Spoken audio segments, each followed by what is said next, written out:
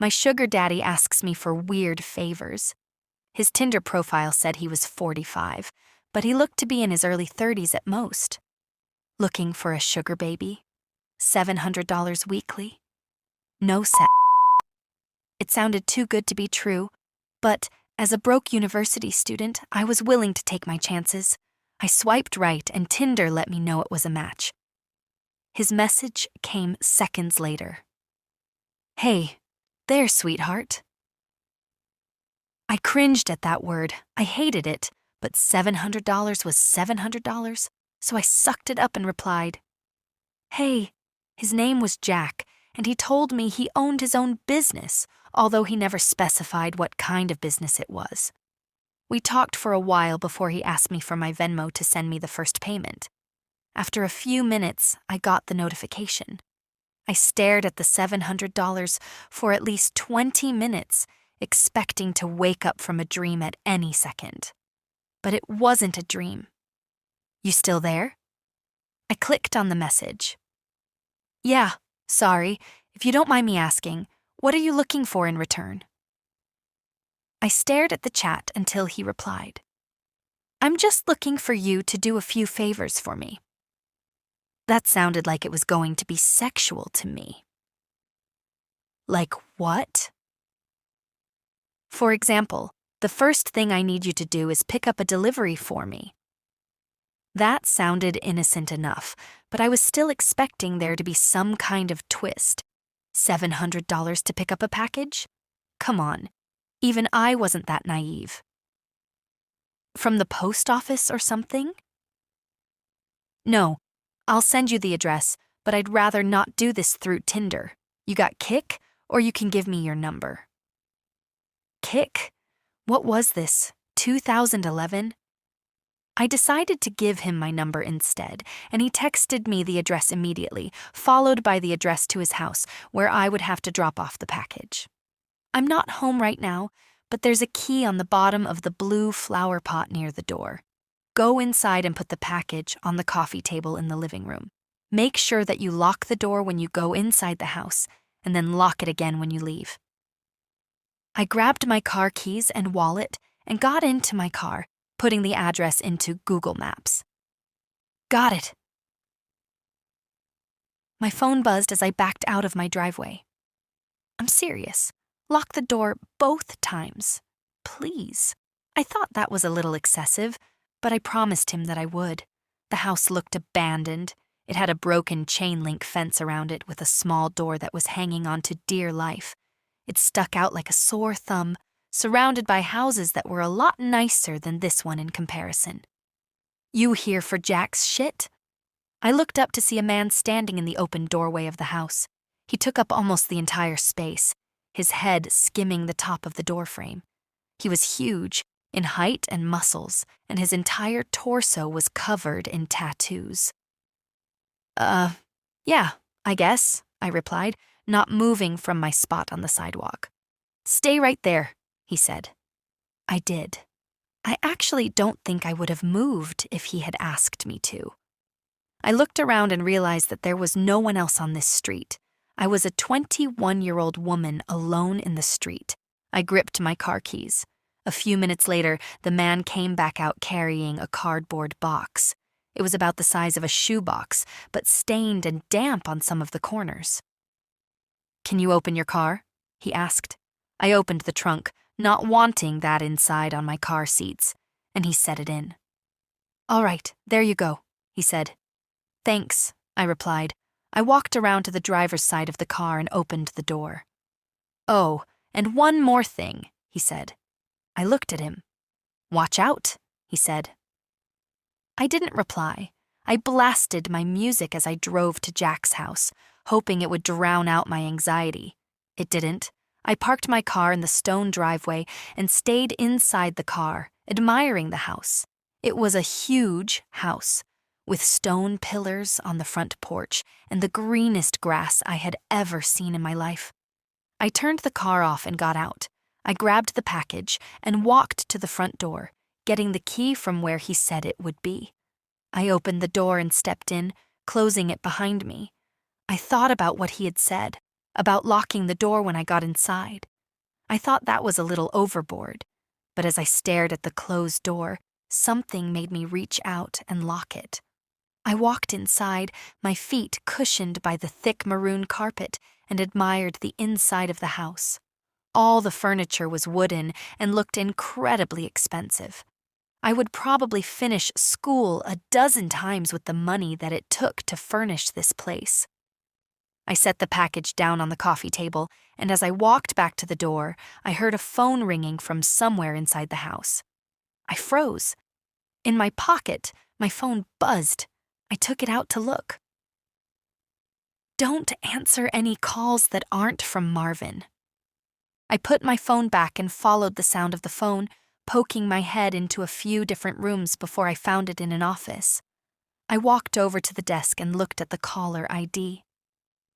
Incoming call from Jack. That was odd. I grabbed my phone to look at the message again. I was starting to get a little bit creeped out and decided I wouldn't answer, just to be safe, and left the house, remembering to lock the door as I left. I've done a few more favors for Jack since then. I drove a BMW to a random park in another city, only to get out and drive a different car back to Jack's house. He had me meet one of his employees at lunch, who then gave me a briefcase to deliver to the first house I had gone to and told me he would know if I looked inside. On several occasions, he asked me to drive down to that same house and stay with the guy, whose name was Julio, for a certain amount of time. In total, I've made around $3,500. Most recently, Jack asked me to stay in his house overnight. I woke up to a text message from him. I need you to spend the night at my house. I hadn't ever seen him in person, but I had talked to him on the phone a few times. He proceeded to tell me he would pay me $1,000 to spend the night at his house, provided that I followed a few rules. I drove to his house that evening. The driveway was empty, and it normally was, but the porch light was on. I walked up, unlocked the door, went inside, and then locked it again. Everything in the house looked the same. Jack had told me over the phone that he would leave the list of rules on the dining room table. I set all my stuff down in the living room. My bags looked like garbage compared to the fancy furniture in there. I wandered into the kitchen and then to the dining room. Sure enough, there was a piece of paper on the wooden table held down by an empty glass. Lock the door when you come in. Only answer calls from Marvin.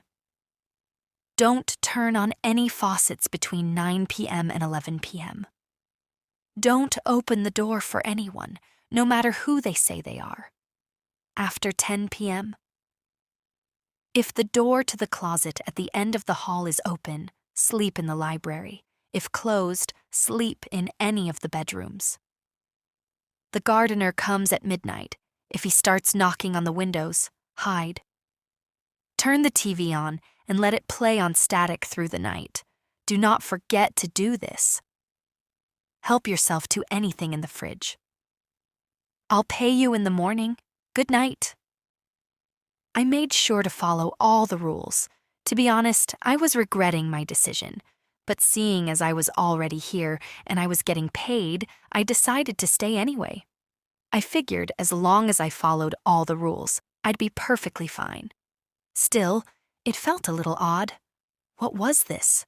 A haunted house? Nevertheless, I lounged around the house for a few hours as I was planning on going to sleep around 9, since that's the time that all the weird shit would begin to happen. At 8:50, I brushed my teeth, using the faucet for the last time before 9. I checked the closet in the hallway, and upon seeing that it was open, I moved my stuff into the library and got ready to sleep on the couch. I locked to doors just in case, and laid on the couch, scrolling through my phone. I hadn't gotten any more messages from Jack, and I started to think up scenarios and reasons as to why he had such strict, peculiar sets of rules in his house.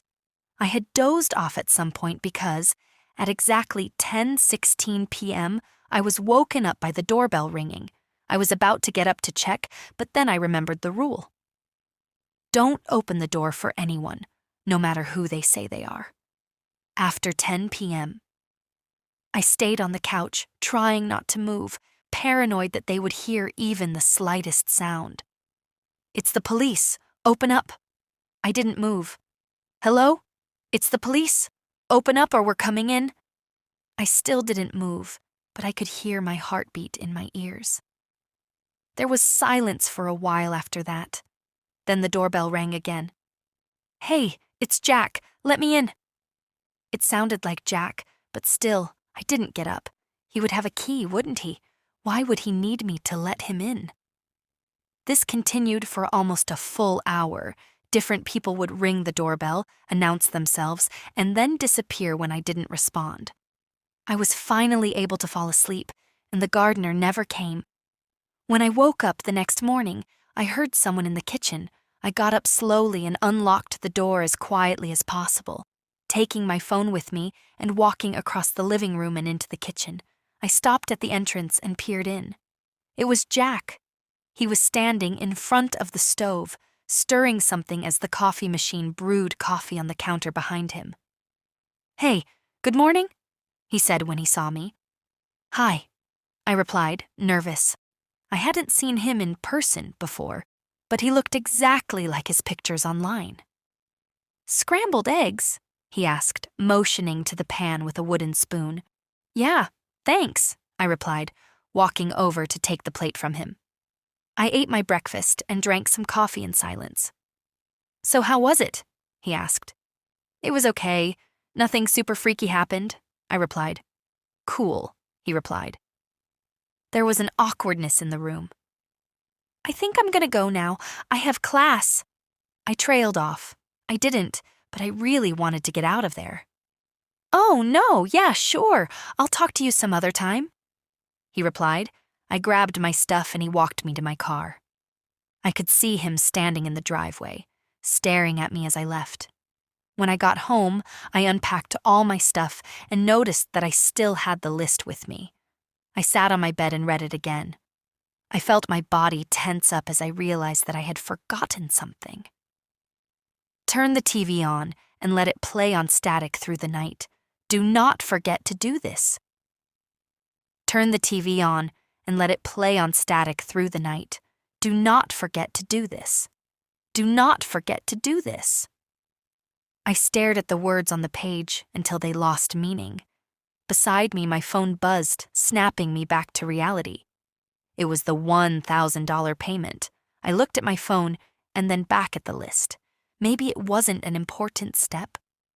As I was thinking this over, a text from Jack came in. "I'm not in town right now. I should be back next week, so you're free from running any more errands for me until then. Just sent the payment. Go do something fun." I stared at the message and read it again, and once more for good measure. "I'm not in town right now." I thought back to this morning and how Jack was in his house, how he gave me breakfast. "I'm not in town right now." Within minutes, a new text came in, this time from a number that I didn't recognize.